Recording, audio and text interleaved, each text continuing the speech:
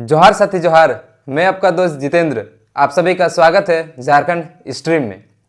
झारखंड विधानसभा का बजट सत्र जारी है, जहां सरकार द्वारा राज्य की आर्थिक नीतियों, विकास योजनाओं और वित्तीय फैसलों को लेकर के बहस के साथ साथ महत्वपूर्ण फैसले लिए जा सकेंगे। झारखंड विधानसभा में आमतौर पर 3 सत्र आयोजित किए जाते हैं।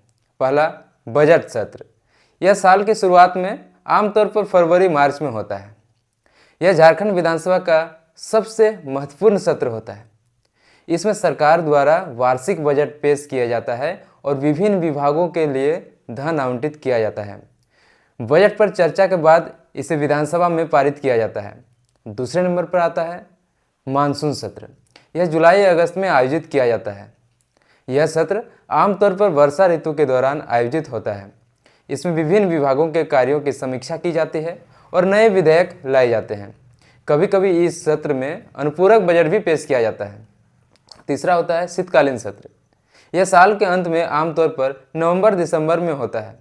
यह साल के अंत में आयोजित किया जाता है और इसमें कई महत्वपूर्ण विधेयक पारित किए जाते हैं। सरकार अपनी नीतियों की समीक्षा करती है और अगले वर्ष की योजनाओं की रूपरेखा तैयार करती है। इसके बाद और एक सत्र होता है विशेष सत्र। कभी कभी सरकार आवश्यकता अनुसार विशेष सत्र बुला सकती है, जैसे कि कोई संवैधानिक संशोधन, विश्वास मत या आपातकालीन स्थिति में चर्चा के लिए। उदाहरण के तौर पर जान लीजिए, झारखंड विधानसभा का विशेष सत्र 9 दिसंबर 2024 से 12 दिसंबर 2024 तक आयोजित किया गया था। इस सत्र में कई महत्वपूर्ण घटनाएं और निर्णय लिए गए, जैसे नवनिर्वाचित विधायकों का शपथ ग्रहण, विधानसभा अध्यक्ष के चुनाव, जिसमें रविंद्रनाथ महतो जी को सर्वसम्मति से पुनः विधानसभा अध्यक्ष चुना गया, जिससे वे लगातार दूसरी बार इस पद पर आसीन हुए। सरकार का विश्वास मत और वित्तीय कार्य प्रत्येक सत्र की अवधि सरकार के निर्णय और विधानसभा के कामकाज पर निर्भर करती है। बजट सत्र सबसे लंबा लगभग 3 से 4 सप्ताह होता है, जबकि मानसून और शीतकालीन सत्र आमतौर पर 7 से 10 दिनों तक चलते हैं। झारखंड विधानसभा में बजट सत्र चल रहा है। झारखंड विधानसभा का बजट सत्र 24 फरवरी 2025 से लेकर के 27 मार्च 2025 तक आयोजित किया गया है। इस सत्र में कुल 20 कार्य दिवस होंगे और कुछ अवकाश भी हैं।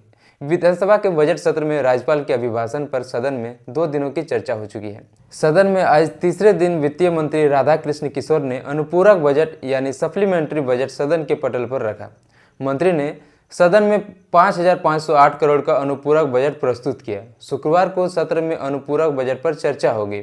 वित्त मंत्री राधाकृष्ण किशोर ने विधानसभा में रखा तृतीय अनुपूरक बजट में शिक्षा और महिला बाल विकास पर जोर। अनुपूरक बजट में सभी विभागों के लिए राजस्व और पूंजी व्यय का निर्धारण किया गया है।